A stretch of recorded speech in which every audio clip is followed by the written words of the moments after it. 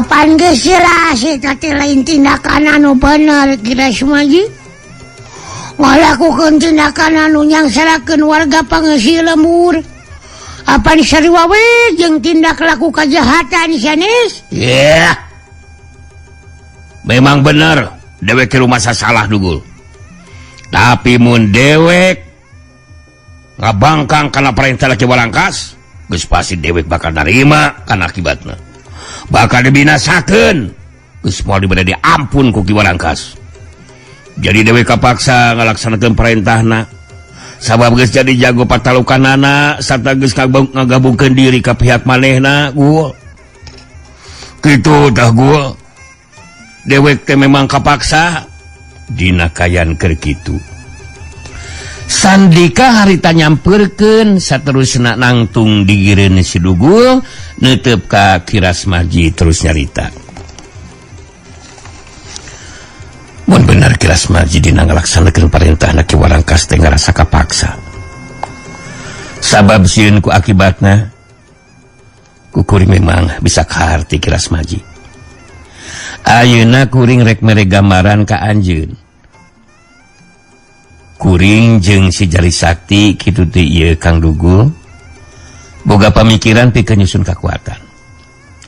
Mangrupa beungkeutan ngahijina para jago jeung jawara anu teu kaasup golongan jahat. Pikeun nandingan kakuatan pihakna Ki Warangkas. Mangsa merangan kajahatanana. Ayeuna kuring rek nalek ieu. Mun teh mah isu pageto eta rancang pamikiran geus kabujud jadi kanyataan.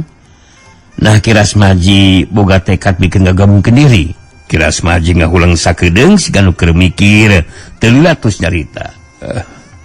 Mun bener eta caritakeun ku Sandika bisa ngawujud. Tang tuwe kula ge bakal ngagabungkeun diri. Sabab kakuatan pihakna Ki Warangkas memang kudu aya anu teh kudu aya nu ngimbangan kitu. Kudu aya nu wani. Kula ngarojong kana eta rancang pamikiran. Sabab dina jero hate mah kula ge barontak ieu teh.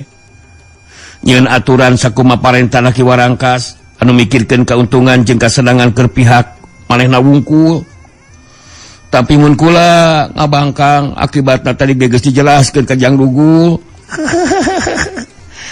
Geus cager ayeuna mah pikiran Kiras Maji teh nya. Dara ramang sadayana. Wing geus ngadenge caritaan Kiras Maji seperti kitu mah. Tang tuwe ngarasa naon teh bungangang, ngarasa gede hate. Eueuh salahna mun pupuh paguruna nu sajina oge dibejaan. Ngeunaan naon teh rancang pamikiran anu dicaritakeun ku Sandika tadi. Sabab kekuatan kejahatan memang kudu aya nu merangan gitu jenis. Ini ada Sapri bakal tang tuwe bakal nanti ngadukung anu jadi guru. Nyaprinya jih nya heueuh atuh tang tu bakal ngadukung atuh nya heueuh kangaranan kejahatan mah kudu aya anu wani merangan. Nya heueuh kajahatan diantepkeun mah bakal loba anu jadi korban meureunana. Tapi nanya heueuh masih kene tetep bingung keur ki guruna. Atuh nya heueuh rek teu bingung kumaha nya. Sabab kudu tetep kalaksanakeun parentahna Ki Warangkas. Jih. Nya heueuh apan kudu seba upeti unggal bulan teh ya geuningan. Sandika akhirna mere jalan tengah. Pikeun sementara waktu Kiras Maji kudu bisa nyadiwara. Seolah-olah masih tetap madep sarta ngalaksanakeun parentahna Ki Warangkas. Di mana engke geus ngagabung para jago jeung jawara dina hiji beungkeutan. Mangka paguron Sang Kalayuda bakal ngagabungkeun diri sakaligus bakal babarengan ngalawan kakuatan pihakna Ki Warangkas. Harita Kiras Maji nya tujuan kenapa pamikiran si Sandika. Saterusna Sandika jeung si Dugul teu serikna dipaksa kuludaek diajakan ka imahna Kiras Maji. malah urut daharna oge harita dibayar ku Kiras Maji ka si imah warung. Urang tinggalkeun heula Sandika jeung si Dugul baraya caturkeun harita si Jari Sakti anu nyilidi kayaan di paguron lintang jagat. Waktu tepi ka tempat tujuan harita di lebah pakarangan katingali sababaraha urang murid paguron lintang jagat anu keur ngalobrol jeung pada baturna. Para murid paguron menang parentah ti Ki Warangkas. Mun aya jago atau jawara anu datang kudu gancang bebeja anu saterusna bakal dising hareupanku Jakawanara. Sedengkeun si Jari Sakti anu ngagunakeun ilmu halimunan harita teu katingalieun jirimna ku para murid paguron lintang jagat padahal ngaliwat ka hareupeun maranehna. Si Jari Sakti teu gagabah dina ngalakukeun tindakan. Kituna teh sabab ngarti sanajan ngagunakeun ilmu halimunan tapi keur Ki Warangkas mah cantang tu kapangaruhan ku eta ilmu. Si Jari Sakti cicing heula di teras bari tina jandela hareup anu muka merhatikeun kayaan di tepas. Ki Warangkas diuk dina kursi matuhna digigireun belah kencan nangtung Jakawanara sedengkeun dihanap dari uksila Ki Hambaraka jeung Guntara nu aya di hareupeun Ki Warangkas. Harita Ki Warangkas anu keur cumarita. Kamari dewek narima urusan ti Batavia euy. Tadi nama disebutna teh Jayakarta. Tapi ku pihak kompeni Belanda diganti jadi Batavia.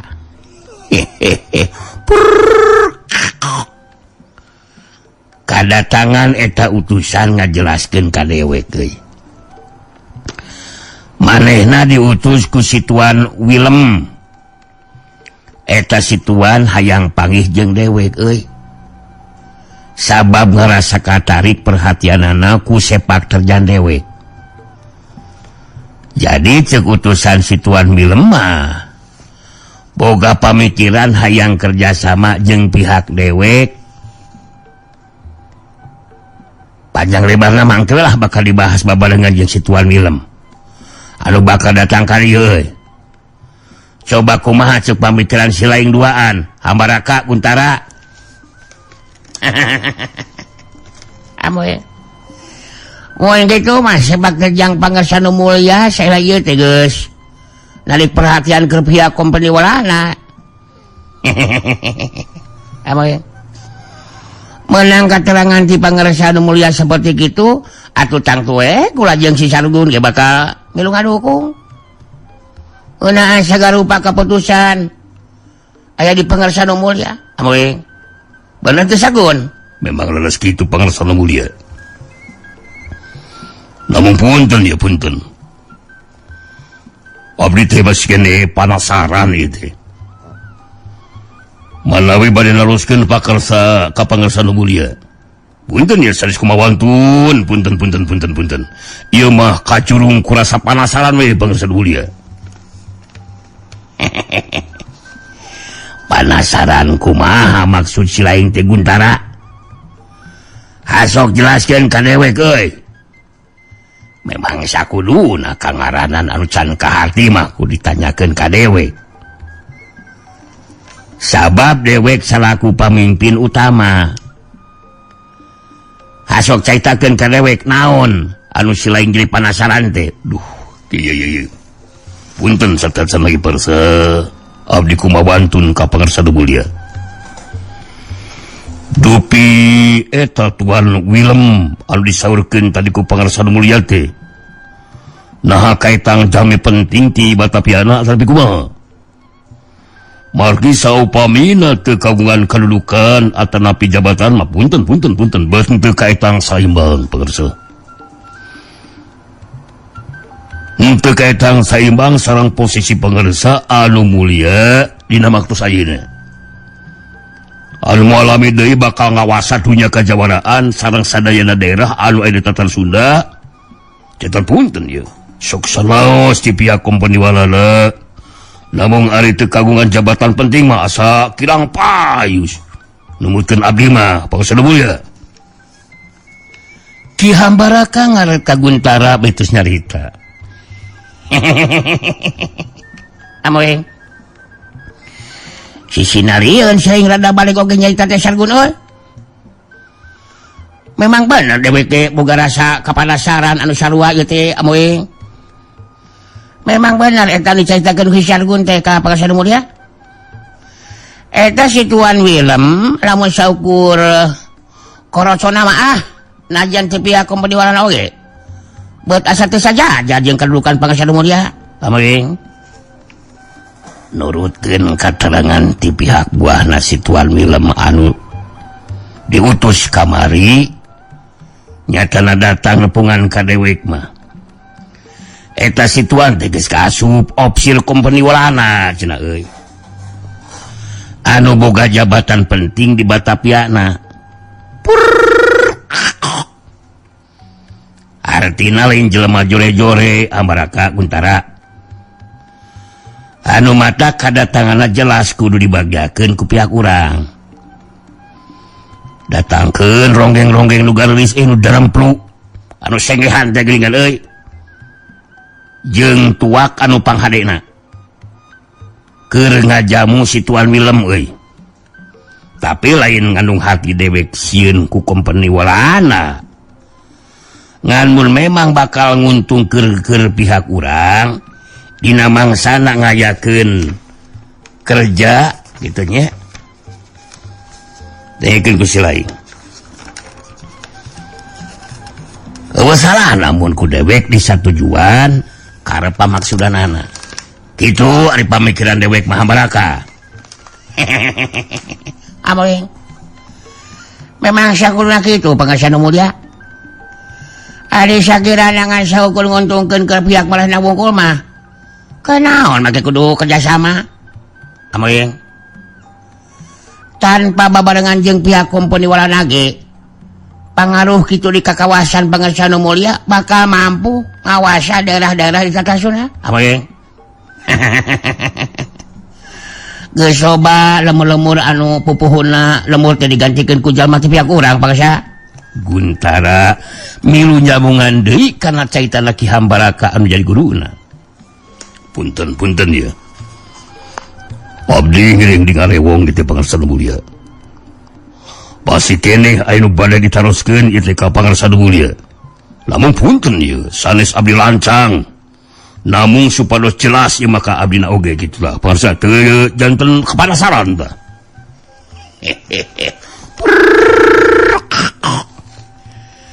lek nanyakeun perkara naon deui silang teh Guntara hasok saing gancang caitakeun ka dewek tapi mangkelanan montong waka diteruskeun nyaitana euy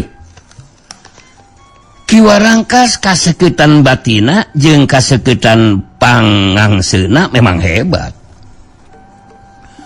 harita si Jari Sakti anu ngarasa panasaran tetep asup ka tepas nangtung di gigireun lawang panto malah ku Jakawanara jeung Ki Warangkas ge teu katingali jirimna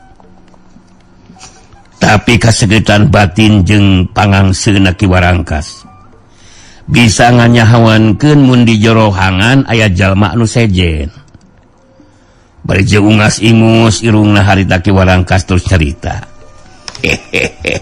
mangkeluk di mana nu wani datang ka dieu bari teu ngatarakeun jirimna gagabah wani asup ka jero imah tanpa idin ti dewek sanajan bener ku dewek dekat deleh jirimna tapi kehadiranana di dieu ku dewek bisa karasa euy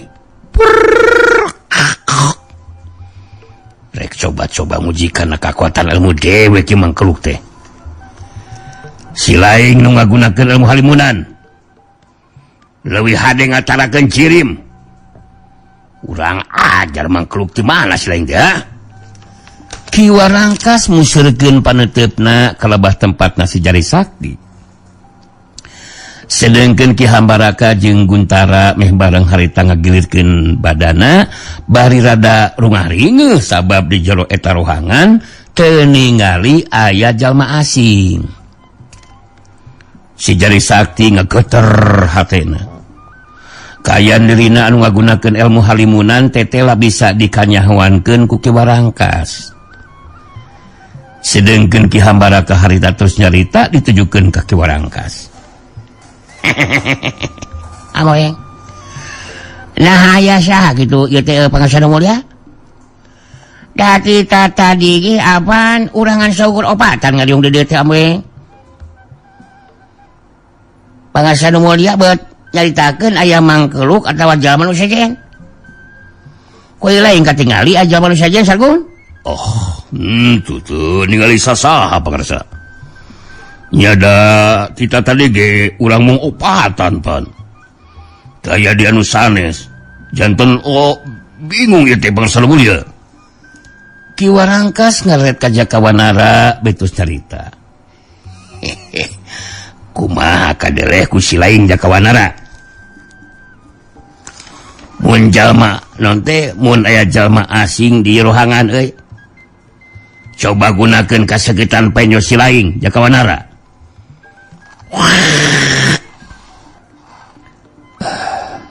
Abdi teh ningali jalmi asing Pangarsana Mulya. Kita lege mung opatan we. Anu mata lebah di kahebatan ilmu dewek teh. Mangkeluk anu ngagunakeun ilmu halimunan hasok geura ngatarakeun jirim si laing euy. Naon kana pamaksudan panglawani asup ka jero irohangan. Sata milu ngabandungan kana obrolan dewek. Mun si laing masih kene tetep teu ngatarakeun jirim ku dewek bakal diawuran tipung pamulih raga deuleu. Mangga kayaan jirim si laing bakal bisa katara leungit kekuatan ilmu halimunan nu digunakeun ku si laing. Montong coba-coba nguji kekuatan ilmu dewek deui sia. Si Jari Sakti harita nangtukeun sikapna pikeun ini tinggalkeun eta patempatan. Sabab mun teu pikeun ka Ki Warangkas buktikeun ancamanana ngawurkeun tipung pamulih raga. Ka tempat cicingna mangka bisa dipastikeun kaayaan jirimna bisa katingali. Leungit kekuatan ilmu halimunan anu digunakeun ku dirina. Mun teu pikeun ka kitu kajadianana tangtu bakal jadi barabe ke si Jari Sakti. Harita si Jari Sakti terus ngacuelat buru keluar. Saterusna kebat ini tinggalkeun eta patempatan rek ngabejaan Sandika jeung si Lugul.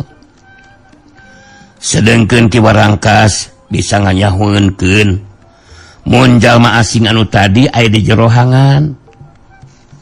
Nyaeta di rohangan tepas teh geus init ngejat ninggalkeun tempat. Aram sada. Samangkruk anu wani kurang ajar. Maka jeung ngagunakeun ilmu halimunan sagarupa. Marukana dewek teu boga antina. Ahina mah eta mangkruk teh ngejat ini euy. Sieun diawuran tipung pamulih raga mah. Beungeus euy bisa ditulikeun ayeuna mah obrolanana. Hasok teruskeun caitan si laing Guntara rek nanyakeun perkara naon deui atuh si laing teh. Ieu Pangarsa tapi punten nya, Pangarsa punten ieu. Anu bade ditaruskeun ku abdi teh nyaeta ngeunaan Mbah Laleang sareng Purbaya kitu deui nya kintamani kitu Pangarsa. Anu ngalaksanakeun tugas di Pangarsana Mulya. Namun punten ieu dugikeun ka ayeuna beut masih teu acan aya mulang li ka dieu geuningan. Ki Hambaraka milu nyambungan kana caitana Guntara. Amoy. Nya bener eta nu caritakeun ku si laing teh surkeun euy. Pada saguna mah eta teu jalma teh geus aya balik di ka dieu euy. Amoy. Cika nurutkeun implengan ti Pangarsana Mulya. Aya masalah naon eta nu tiluan pangnatacan aya mulang deui teh. Kiwarangkas ngahulang sakedeung si kanu keur mikir teu lilatur sanyarita. Ari nu katembus ku batin dewek mah si Laleang jeung si Purbaya katut si Kinkin keur nyusul heula jalma. Dewek sorangan memang can waka bisa mastikeun aya halangan naon anu keur kandapan ku si Laleang jeung si Baya katut si Kinkin.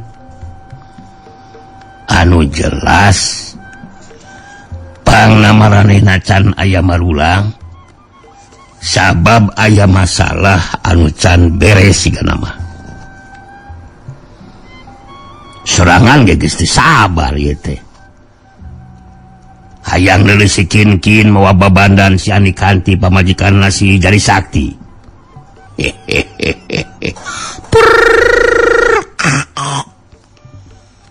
Tapi dewek percaya si Laleang anu pangkolotna bakal mampu ngalaksanakeun parentah ti dewek anu sakumaha mistina.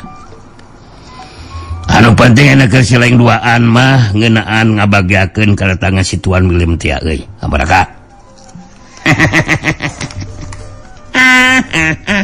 Amoeng.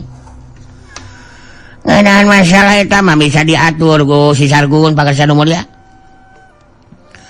Nah bakal aya sabaraha urang kitu anu datang sajabana ti Tuan William teh Pangarsa.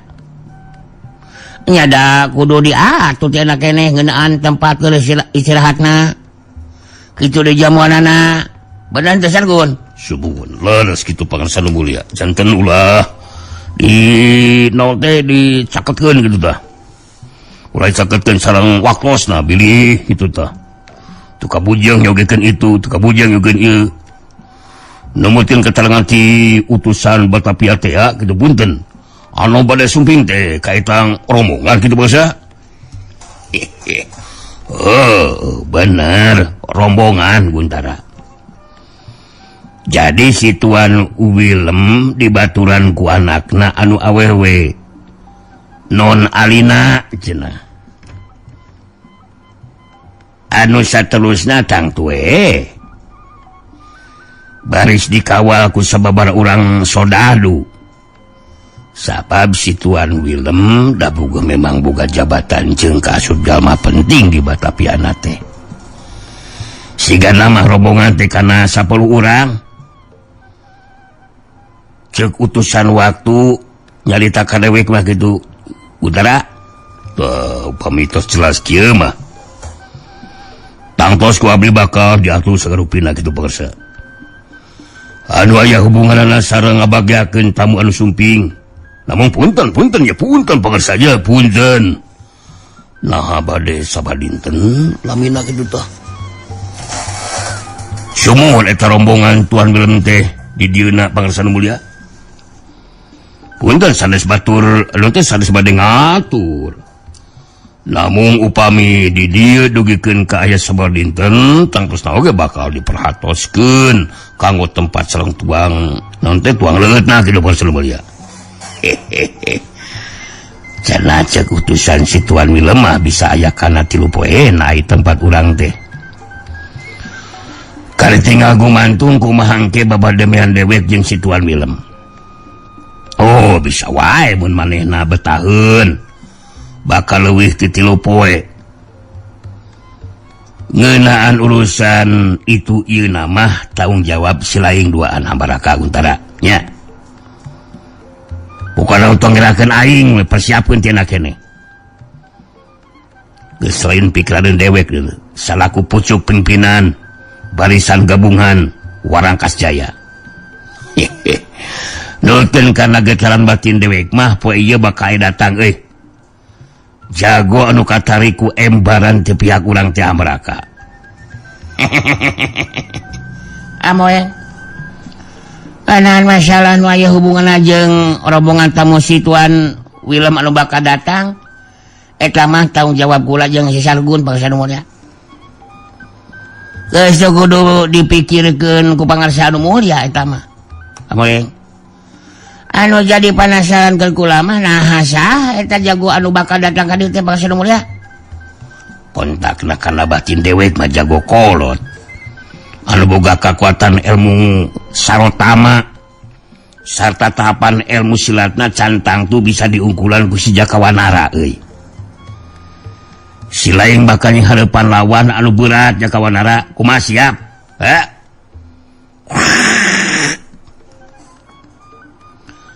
ngayunan sawai abdi siap Pangarsa Nu Mulya benar siap ngayunan lawan anu sakumaha beratna tetep kudu bisa diungkulan mun tepikeun ka jajaten ngorek minta ampuh leuwih hade aja binasa ku dengan lawan kitu Pangarsa Nu Mulya memang sakulna kitu kangaranan jago utama jago kepercayaan dewek mah Jakawanara wani ngorbankeun nyawa tanda bela jeung bakti ka dewek malah lain saukur si laing wungkul dalah sok sanajan si laing duaan ge kudu boga sikep anu sarua hambaraka Guntara amoeng atuh boga we ulah ge boga sikep anu sarua Pangarsa Nu Mulya moal make kudu ngarasa lebar ku nyawa demi bela bakti sarta kajayaan Pangarsa Nu Mulya amoeng kula sanggup tarung tapi ka ngajampan aja boga si lain ge tang tuh boga sikep anu sarua euy sikap abdi ge memang same Pangarsa Nu Mulya punten ya sanes ngagulkeun diri sorangan Pangarsa anu jelas abdi ge bakal siap narohkeun jiwa raga demi kejayaan Pangarsa Nu Mulya janten punten ya ngeunaan sikap bela bakti kalawan satya mah moal dugi ka sirna salami masih dipercanten nyadangan Pangarsa Nu Mulya janten punten Pangarsa Nu Mulya kena percanten ka diri abdi ya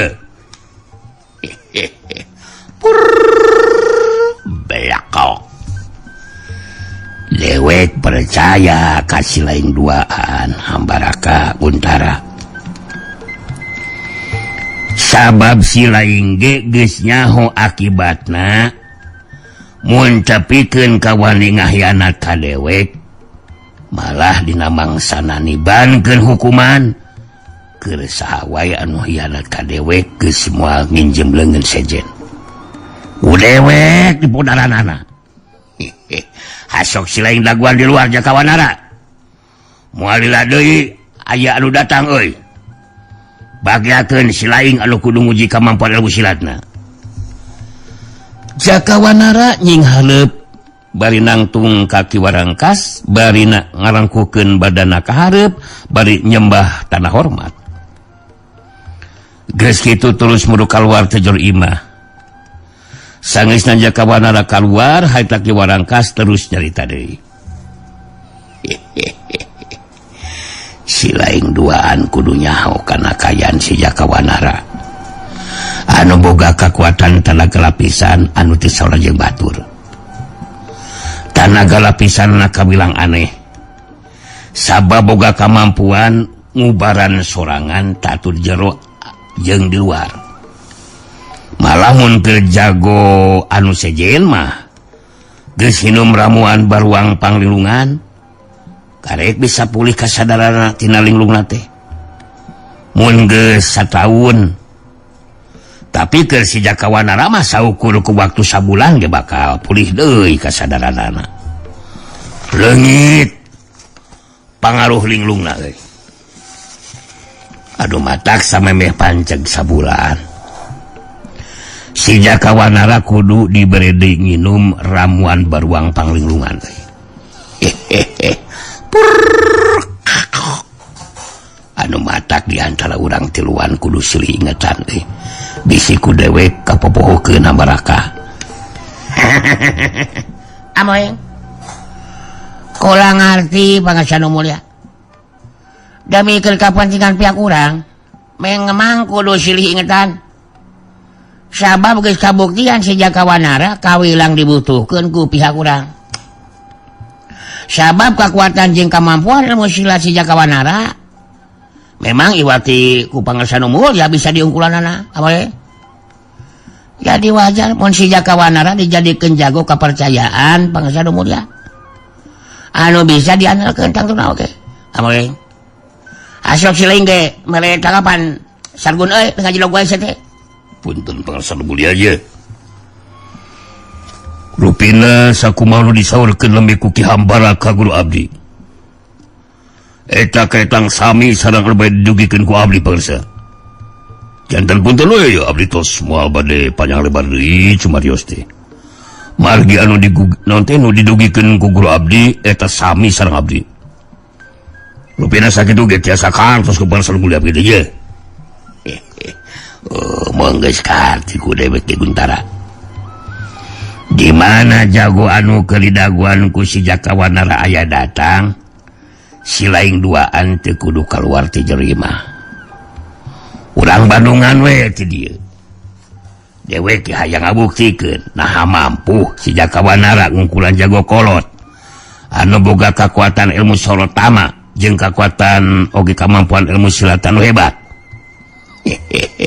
pur belakok anu matak dewek hayang nyaksian euy caritan ti Warangkas tetelah henteu nyalahan baraya sabab rentang-rentang ku Jaka Wanara bisa katingali aya jago kolot anu kaayanana masih kene calangker buuk jeung jangotna anu panjang liliaban katebaku angin lengkah sukuna bangun anu harampang bari datang bari dangah nandakeun percaya diri karena kekuatan jeung kemampuanana anu mibanda tahapan ilmu silat pinunjul waktu eta jago kolot asup ka jero kapakarangan harita Jaka Wanara ge terus lempang nyampeurkeun kanu anyar datang dina jarak anu dianggap cukup duanana harita pada ngeureunkeun lengkahna dua jeri marancuh dina tangtunganana dua tetepan bantrok jago kolot anu anyar datang harita terus nyarita di barung jeung seuri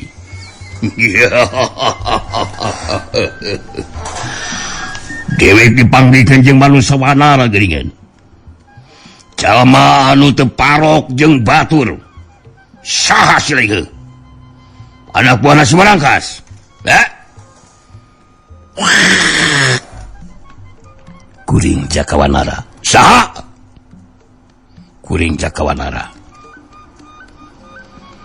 memang bener kuring anak buahna Pangarsa Nu Mulya Ki Warangkas sabalikna ani kasaha kisanak bisi si lain hayang jauh dewek dicenggala si Jamparing Gaib dewek satadina mah rek mundur ti dunya kajawaran sabab can manggihan lawan anu saimbang tapi barang ngadengi ayana emparan ti bagolong lintang jagat dewek jadi penasaran hayang langsung diuji pangarti ku Ki Warangkas mana yana sina datang ngabagakeun dewek atuh eta si Warangkas teh jawabanana Pangarsa Nu Mulya Ki Warangkas mah waka bisa ngabagiakeun kaderakan kecenggala dina waktu ayeuna sabab aya katangtuan anu geus ditetepkeun ku Pangarsa Nu Mulya di mana aya datang jago atawa jawaran boga karep ijen jajaten ayonan Pangarsa Nu Mulya jadi Pangarsa Nu Mulya sebutan eta duduhan ini yang gitu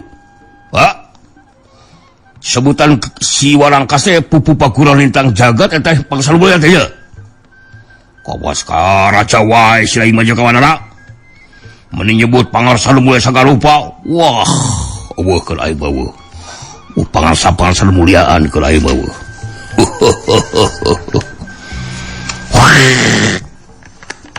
Pangarsa Nu Mulya memang calon raja nyata rajana Jawara sabab Pangarsa Nu Mulya dina waktu nu moal diri bakal ngawasa dunya kajawaraan eta cita-cita Pangarsa Nu Mulya bakal ngawujud jadi kenyataan wah sabolo ting eta mah masih lain we anu penting ena jelaskeun ka dewek ngeunaan katangtuan nu ditetepkeun ku si Warangkas sangeusna ayeuna dewek datang ka dieu Asok kacang jelaskeun ka dewek Jagawanara. Katang tuan lumaku di mana jago atawa jawara geus aya datang ka dieu. Nyaita sameme bisa ijen jajaten ngayunan pangasan mulia. Mangka kuring salahku jago utama. Jago kepercayaan Ki Makersanu mulia. Kudu ngajajal pangabisa. Nguji pangarti jago atawa jawara datang. Saha wae nu bisa ngungkulan ajeng pangarti kuring, mangka boga hak pikeun diuji pangartina ku Pangersanu mulia. Kitu tah Ki Jenggala. Ki Jenggala si Jamparing Gaib ngahulang sakedeung bari ningali kalebah Panto Imah. Saterusna netep seukeut ka Jakawanara bari nyarita deui. Jadi kitu ka tuang tanah teh nya. Sameme dewek bisa izin jajaten ngayunan si Warangkas. Dewek itu kudu bisa ngungkulan heula acen pangarti silai gitu nya. Memanglah silaing bakal mampu gitu tarung ngalawanan dewek ke Jagawanara. Pak. Mampu jeung teu kuring ngungkulan acen pangarti anceun. Kali tinggal kumaha engke pungkasana yejen jajaten we. Anu jelas kuring kudu ngalaksanakeun katangtuan anu ditetepkeun ku Pangersanu mulia. Geus nyebut Pangersanu mulia deui setengah kana jajibir aing gajer. Dengelah aing oge. Tadi si lain nyaitakeun eta si Warangkas teh boga cita-cita hayang ngawasa dunya kajawaran. Bejakeun ku si lain ka si Warangkas. Montong talik teuing kitu ngalamuna. Terus gelo kitu bejakeun. Umur jeung pengalaman si Warangkas mah jauh beda jeung dewek. Masih kene loba anu sejena. Jadi si Warangkas ngimpi si Warangkas pun buka karap hayang jadi raja Jawara. Wah, moal salah.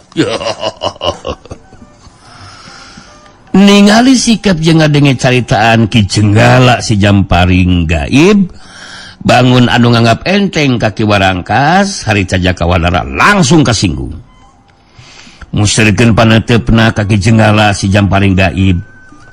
Dina sikapna anu tandas terus nyarita. Andika cukup ngumbar caritaan nganggap rendah ka Pangersanu mulia Ki Jenggala. Mun memang Andika hayang bisa adu hareupan izin jajaten heun Pangersanu mulia, mangka geus teu kudu bacarita. Robohkeun di kuring Ki Jenggala. Ya. Dewe geus leuwih lila makalangan dunya kajawaraan Jagawanara. Jadi kalau bukan mangkulu kawasi lain keur dewek moal make kudu hese euy. Setek kalau bukan si lain mah. Bisa jadi si lain diangkat jadi jago kepercayaan si Warangkas, tapi ke dewek Jenggala si Jamparing Gaib. Kemampuan si lain eueuh naonan Jagawanara.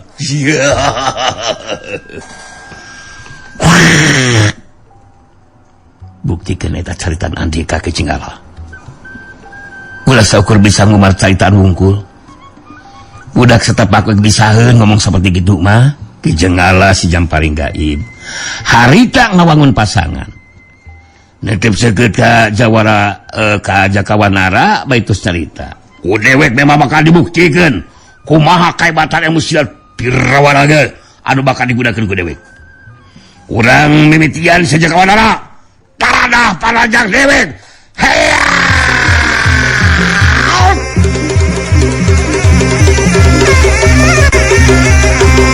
Surelat cilung Ki Jenggala si Jamparing Gaib miheulaan maju narajang ngagunakeun ilmu silat Pirawalaga anu kacangking ku deurina.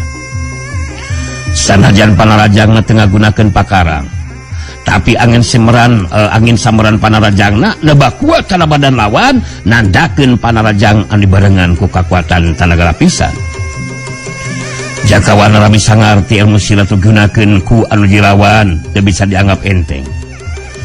Waktu panrajang lawan datang, kirim Jakawanara ngacoelat pindah tempat lantaran